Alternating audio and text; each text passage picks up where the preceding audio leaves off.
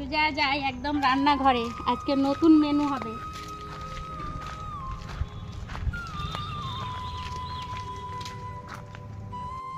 নমস্কার বন্ধুরা, তোমাদের সবাইকে অনেক অনেক স্বাগত জানিয়ে আজকে আবার চলে এসেছি আমি রান্নাঘরে একটি রান্না করতে, একদম নিত্য নতুন রেসিপি। আর মানে এই কাতলা মাছটা আমি রান্না করব যেভাবে তোমরা যদি করো মানে বিয়ে বাড়িতেও হার মানাবে, এত সুন্দর হবে আর অন্য কিছুর প্রয়োজনই হবে না। তো চলো একদম চটপট রান্না করতে শুরু করে দিই। আর তার জন্য আমি কি কি উপকরণ নিয়েছি সবটাই তোমাদের সাথে শেয়ার করব। আর এটা বিশেষ করে একদম সেই পেঁয়াজ রসুন দিয়ে করে যে সেভাবে নয়, একদমই আলাদা, নিত্য নতুন, তোমরা না দেখলে বুঝতে পারবে না। তো চলে এসো দেখিয়ে দিই কি কি নিয়েছি আমি। এখানে আমি কাতলা মাছ নিয়েছি, নিয়ে ভালো করে ধুয়ে পরিষ্কার করে নিয়ে নুন হলুদ মাখিয়ে রেখেছি আমি এটাকে। আর আমার শর্ট ভিডিওতে তোমরা দেখেছো 2 কেজি ওজনের কাতলা মাছটা ছিল, তো সেখান থেকে আমি কিছুটা নিয়েছি, অতটা লাগবে না। তো মাছগুলো রয়েছে। আর এইদিকে মশলাতে নিয়েছি গোটা পেঁয়াজ তো রয়েছে কটা, এটা কুচিয়ে নেব। এখানে রয়েছে সরিষার তেল, এখানে লবণ, এখানে জিরে গুঁড়ো, ধনে গুঁড়ো, ফোড়নে দেওয়ার জন্য শুকনো লঙ্কা, কালো জিরে, এখানে রয়েছে আদা বাটা, এখানে চিনি, এখানে রয়েছে পেঁয়াজ বাটা, এখানে রয়েছে পোস্ত বাটা, আর এখানে রয়েছে টক দই, আর এখানে রয়েছে কাজু বাটা, আর এটা হলো লঙ্কা বাটা। তো সবগুলোই আমি পাটাতে বেটে রেডি করে নিয়েছি, তোমরা এর বিপরীতে গুঁড়ো মশলা ব্যবহার করতে পারো। তো চলো কিভাবে আজ রান্নাটা করব সেটা শুরু করি। উনুনটা ধরিয়ে দিচ্ছি। বন্ধুরা যা গরম দিয়েছে, সত্যি মানে খুব গরম দিয়েছে। এত গরমের মধ্যে খুব হালকা ফুলকা খাওয়াই ভালো। কড়াই গরম হয়ে গেছে, এবারে তেল দিয়ে দেব। মাছগুলোকে ভেজে তুলে রাখবো, কিন্তু মাছগুলো খুব বেশি ভাজবো না, হালকা হালকা ভেজে নেব। আর আরেকটা বলি, এই রান্নাটাতে আমি কসুরি মেথি ব্যবহার করব। আর এই সবগুলোই তো তোমরা দেখলে। তো একটু গরম মশলা, তেজপাতা নিজের বাড়িরই বাগানের একটু ভেঙে নেব আমি, যেহেতু আমার বাড়িতে দারচিনির গাছ রয়েছে, সেখান থেকে নিয়ে আসবো, তেজপাতা গাছ থেকে নিয়ে আসবো, সবটাই তোমাদের সাথে শেয়ার করবো। ভিডিওটা দেখতে থেকো, স্কিপ করো না।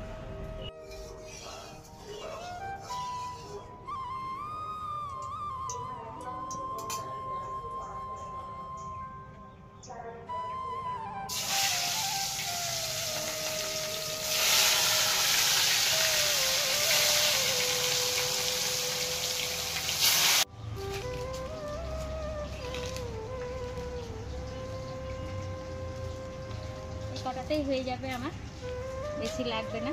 আর দারচিনিটা ভাবলাম নেব, তো গাছটা যেহেতু সরু তো তাই আর নিলাম না। তেজপাতাগুলো নিয়ে নেব, এগুলোকে ধুয়ে পরিষ্কার করে নেব, যেহেতু গাছ থেকে টাটকা নেওয়া। এই কটাতেই হয়ে যাবে।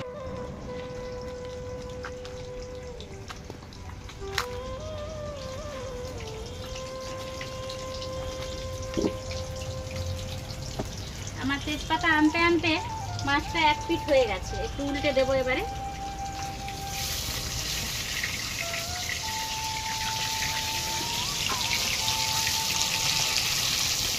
তো এই দেখো, এই মাছগুলো ভাজা হয়েছে, তুলে রেখেছি, আর বাকিটা আবার ভেজে নিচ্ছি। খুব বেশি লাল করে ভাজবো না, নাহলে মশলাগুলো ঢুকবে না, যেহেতু এটা কাজু দিয়ে করবো তার জন্য একটু কম ভাজতে হবে।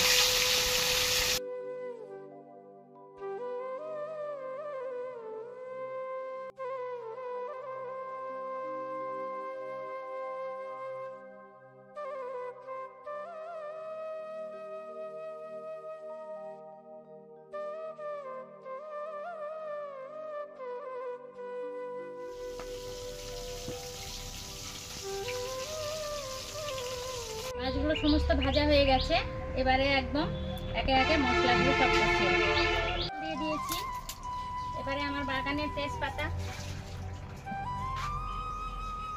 তেজপাতা ধুয়ে দিয়ে দেব। আমি এই শুকনো লঙ্কা দুটো গোটাটা ভাঙবো না এবং ভেঙেও দেবো না, গোটাই দেবো, কিন্তু একটু দূরে থাকবে, ফাটে আসতে পারে। তারপরে দিয়ে দেবো একটু কালো জিরে,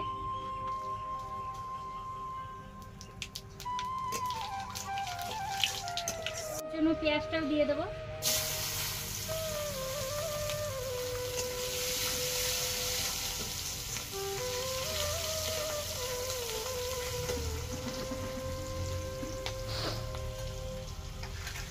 লাল হয়ে গেছে, এবারে আদা আর রসুন বেটে রেখেছি সেটা দিয়ে দেবো। এটা দিয়ে একটু ভালো করে কষিয়ে নেব আগে।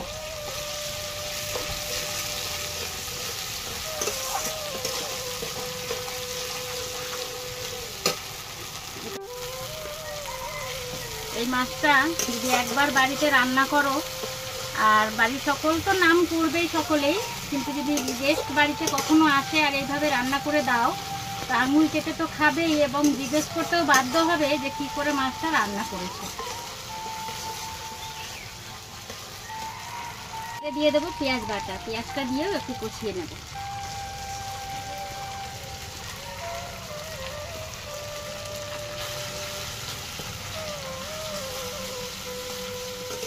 ধনে গুঁড়ো, জিরে গুঁড়ো 1 চামচ করে। তোমরা তোমাদের মাছের পরিমাণ বুঝে নেবে। আমার যেহেতু এখানে 900 গ্রাম মাছ রয়েছে।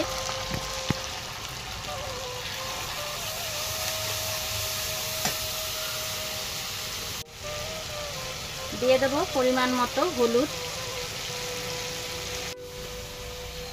এবারে দেব, আমি বেটে নিয়েছি, তোমরা এখানে গুঁড়ো লঙ্কা ব্যবহার করতে পারো, তোমাদের স্বাদ মতো নেবে। 2 চামচই দেবো, বেশি দেবো না, ঝাল হয়ে যাবে না হলে।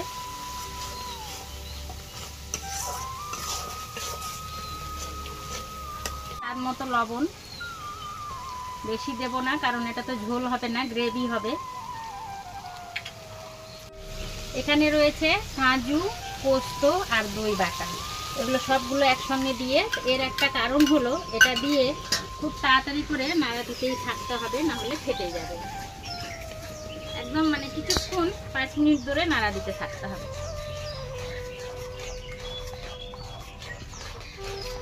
হয়ে গেছে, দেখো এদিকে তেল ছেড়ে দিয়েছে। একদম এইভাবে যখন তেল ছাড়বে আর কালারটা এইভাবে সুন্দর হবে, তখন বুঝে নিতে হবে যে কষানো হয়ে গেছে। এবারে আমি স্বাদ মতো একটু মিষ্টি দিয়ে দেবো।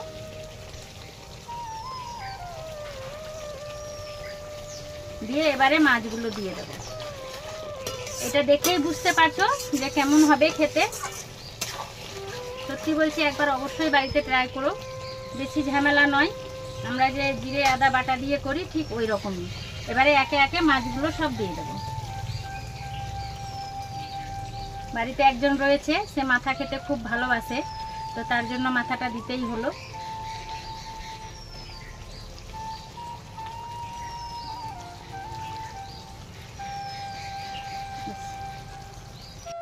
হয়ে গেছে, একদম রেডি। আমি নুন ঝালটা টেস্ট করে দেখেও নিয়েছি, একদম দারুণ ফাটাফাটি হয়েছে সত্যি বন্ধুরা।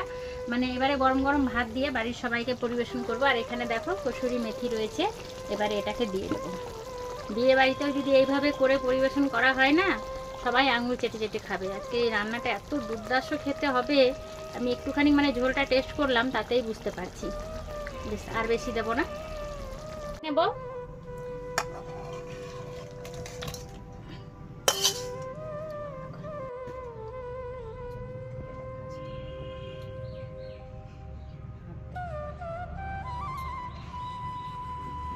বন্ধুরা হয়ে গেছে আমার রেডি কাসুরি মেথি দিয়ে কাজু কাতলা।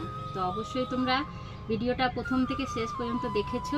তো বন্ধুরা দূর থেকে হও বা কাছ থেকে যারাই আমার ভিডিওটি পুরো দেখলে, সবাইকে আমি মন থেকে অসংখ্য ধন্যবাদ জানাই।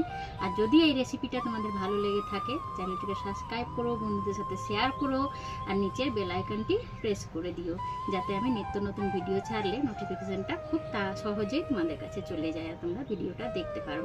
তো সবাই ভালো থেকো, সুস্থ থেকো, আবার দেখা হবে নতুন কোনো ভিডিওর সাথে। তো এখানে শেষ করছি, অবশ্যই একবার এভাবে বাড়িতে ট্রাই করো। সবাই সুস্থ থেকো, টাটা।